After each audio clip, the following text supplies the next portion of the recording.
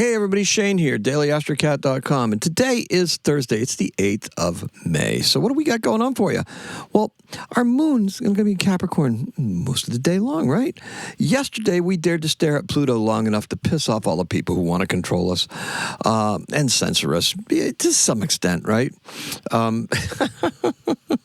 Okay, didn't quite get me ban-hammered, but the long version didn't do well, but could have been my own doing, too, because I actually had to reprocess it tonight because I had, if you ever hear an echo in it, it's because I record the sound on both the camera and on a DAW, and the DAW is the reason why it sounds pretty decent, right? Sometimes there's a camera on my laptop, and that covers up where I have to shut down the feed, the audio feed for the camera part of it, right?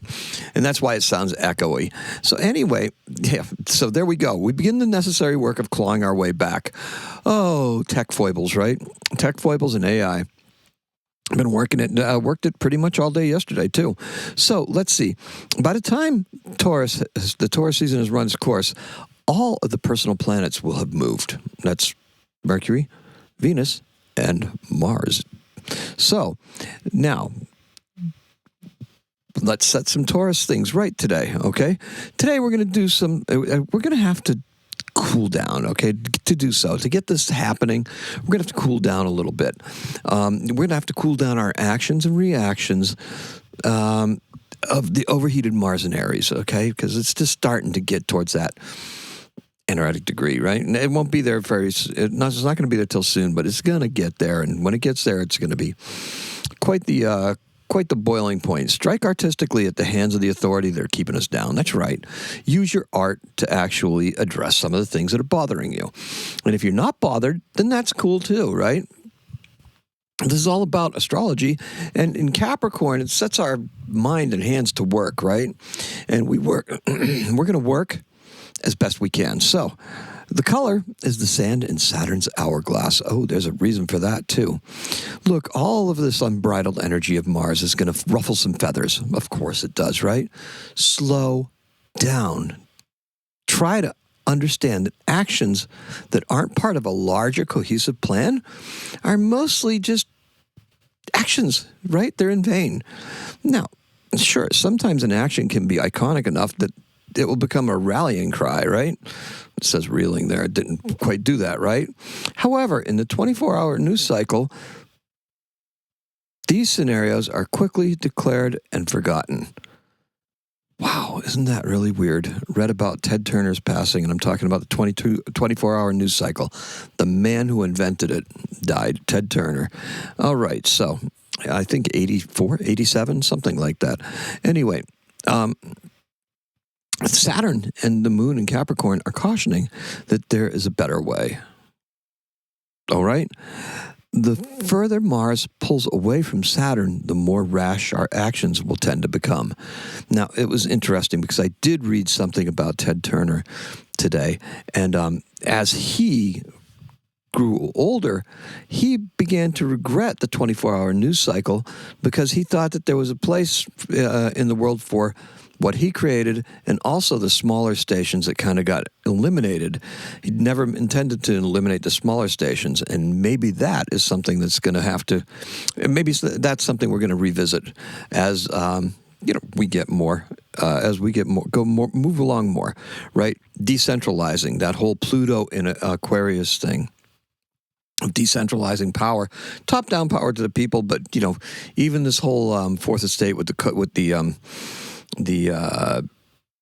whatever you want to call it, collusion that's happening at the levels of media with the powers that be. It's kind of like almost state-run in some instances, just because of what it is. We just have to throw the yoke off of it and get back to facts, not opinion. That's my opinion on that. So I'd rather be faced with facts and draw my own conclusion rather than be fed conclusions and try to glean facts from that.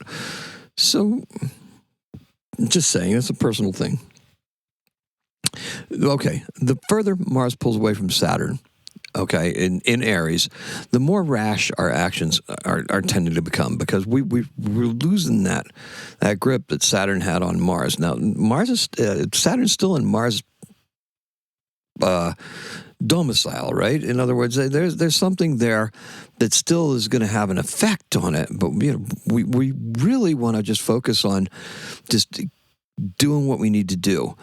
Now, Taurus season needs to return to a place of discipline, but with Venus in Taurus and Venus and Uranus in Gemini, new ideas and new ways of communicating, they're running afoul of this, right? In other words, they want to run the show. That show's got to be different. That show's got to go on, right? Now, the moon in Capricorn needs to look to Saturn for a bit of help, okay? Yeah, that's right, because it's kind of a lonely place out here in Capricorn right now. All the planets are in Aries, Taurus, and Gemini. Or in Pluto's case, just sitting in Aquarius. So Cancer shows just how far we are straying. Shows them how far we're straying. Keep your base strong, your home base, right? That's that Cancer base. Keep that strong. And Saturn isn't leaving Cancer. Saturn. Jupiter's not going to leave Saturn. Holy crap. Okay, this is why I don't do that. That's why I don't edit these, because I like it when you can see all the mistakes that I make, and then I look at the camera and go, oh, man, look, Jupiter isn't leaving Cancer anytime soon, so it's up to us to protect what is ours before we go trying to right the wrongs of the world. That's right. Venus and Uranus are discovering some subversive ways. Oh, really? Do tell. And this will fuel the Plutonian indignance that I outlined yesterday. Creativity is most definitely our way forward. And the moon is void of course at 10:18 in the p.m. Okay, so she's not. Well, she is in Capricorn, but she's void of course. And that's when she squares Mars. Now, cardinal squares, that's something interesting, right? Be aware of the time. Get organized and get yourself ready for what's next. Time isn't moving any faster. We are. Now, it's time to take control of this once again. Kind of felt like it got away, right? We need to bring it back in. We need to control this, okay? We do so by controlling our actions and by being super productive. And by slowing down our reactions, like squirrel, we reclaim time. And that is what I have for you. Now, in 1824, Ludwig van Beethoven's Ninth Symphony, that's the choral symphony, the one with the, they regard to, the Ode to Joy and all that stuff, with the libretto by Friedrich von Schiller, premieres at the Theater am Kampnertor in Vienna, Austria. And our birth, we mentioned him before, we're going to mention him again. Peter Ilyich Tchaikovsky, born in 1840, died in 1893. Russian composer of the late Romantic period.